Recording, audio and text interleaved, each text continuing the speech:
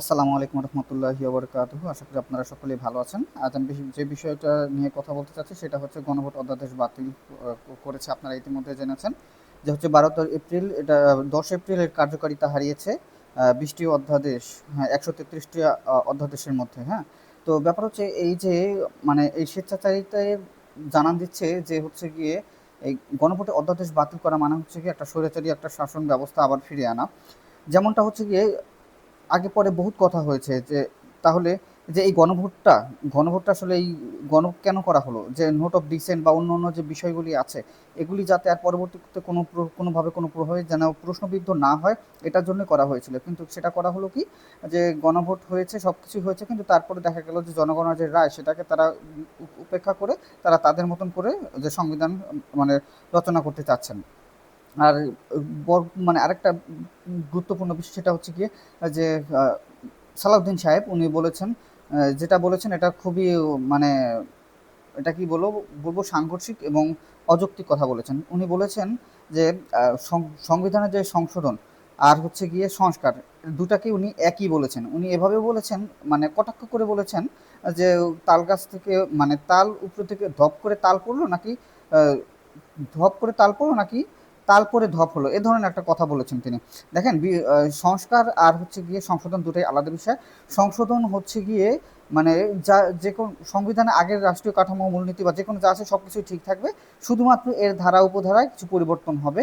তা এই জন্যই তারা সংশোধন চাচ্ছে। সংশোধন হলে পরেও যে সনদের যে বিষয়বস্তু বা যে মূল বিষয়গুলি আছে সেগুলো থেকে তারা তাদের প্রয়োজন অনুসারে তারা সংশোধন করবে, এবং যেটা তাদের পক্ষে যায় না সেটা তারা কাটছাট করে সেটা ফেলে দিবে। কিন্তু যে গণভোট ছিল সেটা তো তার এরকমটা ছিল না। যে গণভোটে যে নোট অফ ডিসেন্ট ছিল সেটারও কিন্তু মীমাংসা হয়ে গিয়েছে ওখানে, যেখানে গণভোট হ্যাঁ জয়যুক্ত হলে সেটা তারা বাস্তবায়ন করবেন। আচ্ছা, তারেক সাহেব তিনি যে বললেন যে গণভোট হচ্ছে গিয়ে তিনি অক্ষরে অক্ষরে পালন করবেন, তাহলে গণভোটের যে অধ্যাদেশ, হ্যাঁ, এখানে এসেই তিনি 20টা অধ্যাদেশ বাতিল করে ফেললেন। তাহলে আপনি মানে গণভোটের যে গণরায় সেটাকে আপনি কিভাবে অক্ষরে অক্ষরে পালন করলেন? আপনি তো দেখা গেল যে প্রথমেই এসেই 20টা 133টার মধ্যে 20টা অধ্যাদেশ আপনি বাতিল করে দিলেন যেগুলো আপনার দলের বিপক্ষে যায়।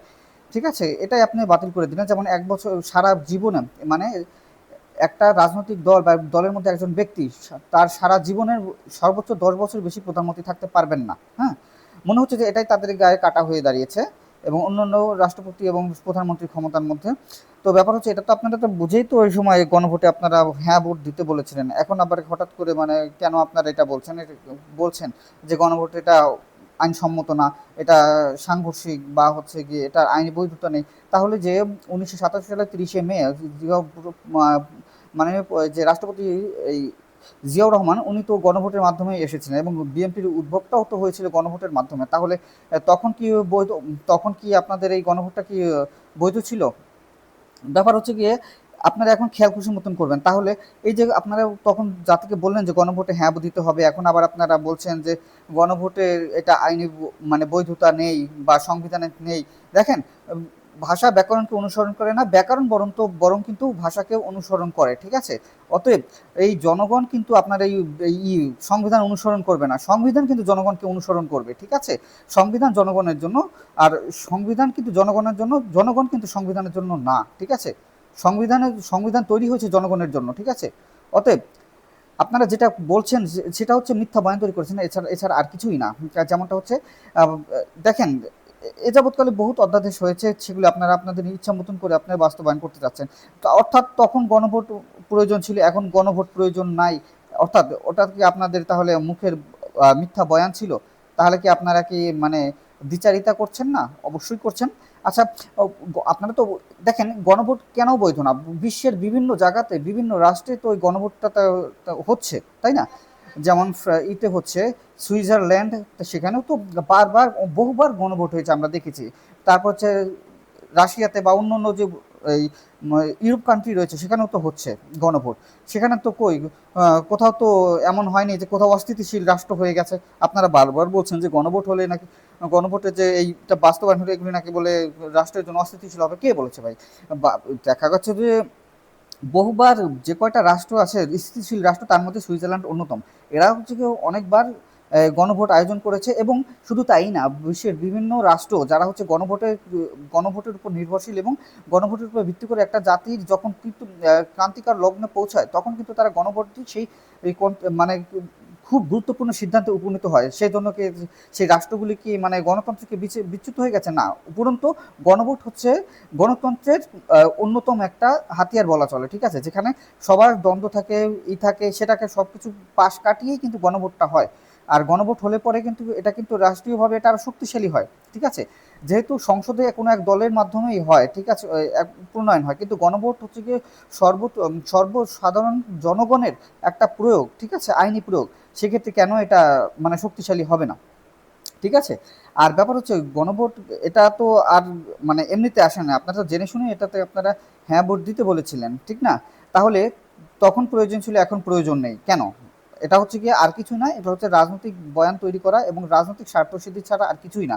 অর্থাৎ গণভোট তখনই একটা রাজনৈতিক দলের কাছে মানে উপকৃত হয় বা ভয়ের কারণ হয়ে দাঁড়ায়, যখন ওই রাজনৈতিক দলের বিপক্ষে যখন গণভোটটা চলে যায়, তখনই হচ্ছে ওই রাজনৈতিক দলের কাছে ওই গণভোটটা তখন তাদের কাছে কোনো গ্রহণযোগ্যতা থাকে না, যেটা আমরা এখন পর্যন্ত দেখে এসেছি।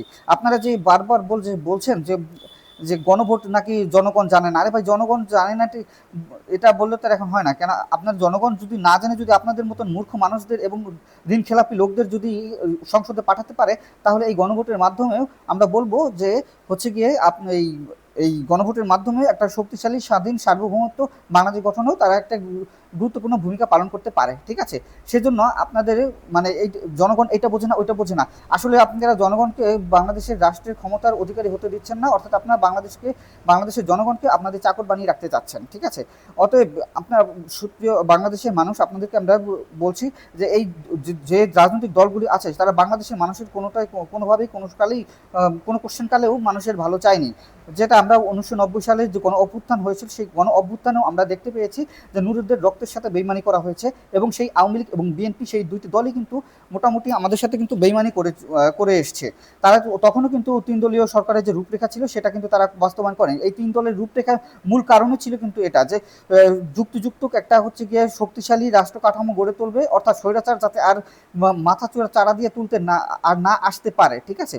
তখনও কিন্তু সচিবালয়ে যে তখন যারা ছিল, তাদের সাথে কিন্তু নেগোশিয়েট হয়েছে এবং তাদেরকে বিভিন্ন ধরনের ভয়ভীতি দেখিয়েছে, এবং যারা বিপ্লবী ছিল তাদেরকে নির্বাসিত করা হয়েছিল, এবং হচ্ছে কি তাদেরকে বাংলাদেশ থেকে বিতাড়িত করা হয়েছিল, এবং তাদের অনেককে গুম খুনও করা হয়েছিল, ঠিক আছে? আপনার কি সেই আগের মতন কি এখনও কি এই 24 বিপ্লবেও আপনারা কি সেই একই ধারা বা ধারা কি অব্যাহত রাখতে চাচ্ছেন? আপনার একের পর এক মিথ্যা বয়ান দিয়ে যাচ্ছেন, মিথ্যা আশ্বাস দিয়ে যাচ্ছেন। আপনারা জুলাই সনদের যে কি এটাকে হচ্ছে গিয়ে জুলাই সনদে নিয়ে আপনারা তালবাহানা করেছেন। এরপরে হচ্ছে এই জুলাই সনদের যে আরেকটা হচ্ছে গিয়ে ঘোষণাপত্র, এটা নিয়েও আপনারা তালবাহানা করেছেন। একটা জিনিসও আপনারা দেখতে পেলাম না যে আপনারা তালবাহানা ছাড়া আপনার কোনো কিছু আপনারা মেনে নিয়েছেন বা করেছেন। হ্যাঁ, আপনারা এখন শেষ পর্যন্ত যে বাস্তবায়ন করবেন, সেটা নিয়েও আপনারা হচ্ছে গিয়ে তালবাহানা করছেন। যেখানে কথা ছিল যে গণভোট জয়যুক্ত হওয়ার পর গণপরিষদ গঠিত হবে, কিন্তু আপনারা সেখানেও আপনারা মানে মুনাফিকের পরিচয় দিলেন। আপনারা বললেন কি গণপরিষদ গঠিত হবে না, আপনারা গণভোটেরই মানে ম্যান্ডেটে আপনারা জনপ্রতিনিধি নির্বাচিত হননি। সালাউদ্দিন সাহেব তিনি বললেন আর কি। দেখেন, যেটা হচ্ছে আপনারা দ্বিচারিতা করতে পারেন, কিন্তু বাংলাদেশের মানুষের সাথে এই দ্বিচারিতা এটা বাংলাদেশের মানুষ কোনো সময় মেনে নিবে না, ঠিক আছে? আপনারা যে যা নিজের মতন করে বলে দিচ্ছেন, এক এক সময় একটা সন্ধ্যায় এক কথা, বিকেলে আরেক কথা, এরকম করে আপনারা বলে যাচ্ছেন। কিন্তু দেখেন, এই অধ্যাদেশ বাতিলের মধ্যে দিয়ে কিন্তু আপনাদের হতে পারে যে আপনাদের ক্ষমতার যে বলা, সেটা কিন্তু অর্ধেকে নেমে এসেছে। আপনারা হয়তো এখন বুঝতে পারছেন না, সেটা হয়তো আর কিছুদিন গেলে আপনারা বুঝতে পারবেন, ঠিক আছে? অতএব আপনারা জনতার কাতারে চলে আসুন, আর আপনারা মিথ্যা বয়ান থেকে চলে আসুন। আর আপনার জনগণ যেটা চাচ্ছে, অর্থাৎ গণপরিষদ গঠন করা, এবং হচ্ছে গিয়ে এই গণপরিষদ গঠন করতেই হবে, এটা গঠন এবং পুনরায় সেটা পুনর্বহাল করুন। এবং 20টি অধ্যাদেশ গুম খুন, এরপর হচ্ছে গিয়ে যে বিমান চলাচল সংশোধন আইন, বাংলাদেশ ট্রাভেল এজেন্সি, এরপর হচ্ছে গিয়ে আপনার আরও যে ছিল গণভোট অধ্যাদেশ, এটাও আপনারা করুন। এবং দুর্নীতি দমন কমিশন, এরপর হচ্ছে নির্বাচন কমিশনের যেই সমস্ত মানে জনকল্যাণমূলক যে হচ্ছে গিয়ে এইগুলো ছিল, এই অধ্যাদেশগুলো ছিল, যেগুলো আপনারা বাতিল করেছেন, সেই বাতিল অধ্যাদেশগুলো পুনরায় বহাল করুন, এবং জাতিকে একটা ভালো একটা রাষ্ট্র উপহার দিন, যেখানে কোনো ব্যাপার হচ্ছে কোনো স্বৈরাচারীর কোনো আবির্ভাব হবে না, এই ধরনের কোনো একটা একটা নতুন লিখিত একটা সংবিধান তৈরি করুন, ঠিক আছে? এই সংবিধানে আমরা দেখতে পেয়েছি একটা রাষ্ট্র খুব সহজেই মানে খুব সহজেই, খুবই সহজে একটা স্বৈরাচারী মনোভাব পোষণ করতে পারে। সেক্ষেত্রে আমরা আপনাদেরকে আবারও রিকোয়েস্ট করব, আপনারা দেশকে এমন পরিস্থিতিতে ফেলে দিবেন না যেখানে দেশ একটা অস্থির অবস্থায় চলে যায়, ঠিক আছে? অতএব আপনাদেরকে আবারও রিকোয়েস্ট করছি, আপনারা জনগণকে মিথ্যা বয়ান দেবেন না, মিথ্যা মানে মিসগাইড করবেন না, জনগণকে মিথ্যাভাবে ভুল বোঝাবেন না। আপনারা বারবার ভুল বোঝাচ্ছেন। আপনারা বলছেন কি, সালাউদ্দিন সাহেব আপনি বারবার বলছেন যে হচ্ছে সংশোধন নাকি সংস্কার, এই দুটো নাকি একই।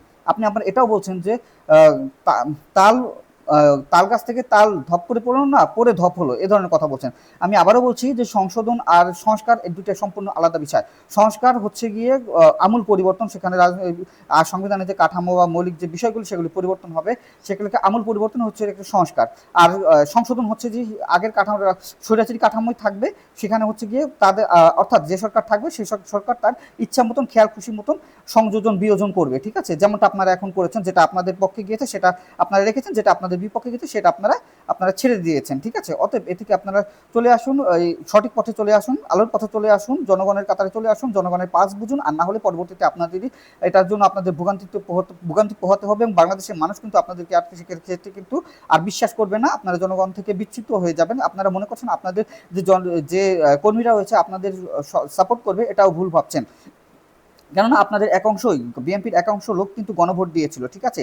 সেই বিএনপি সেই লোকগুলোই কিন্তু আপনাদের বিপক্ষে কিন্তু মাঠে নামবে শুধুমাত্র এই গণভোটের জন্যই। আপনারা যে যাই বলেন, আপনারা গণভোটকে আপনারা এই যে বিষয়বস্তুগুলো আছে সেগুলো আপনারা বাস্তবায়ন করুন, আর না হলে আপনাদের জন্য সেই কঠিন পরিণতি অবস্থা করছে। আপনারা সকলেই ভালো থাকুন। ইনকিলাব জিন্দাবাদ, বাংলাদেশ জিন্দাবাদ। আসসালামু আলাইকুম রহমতুল্লাহি ওয়া বারাকাতুহু।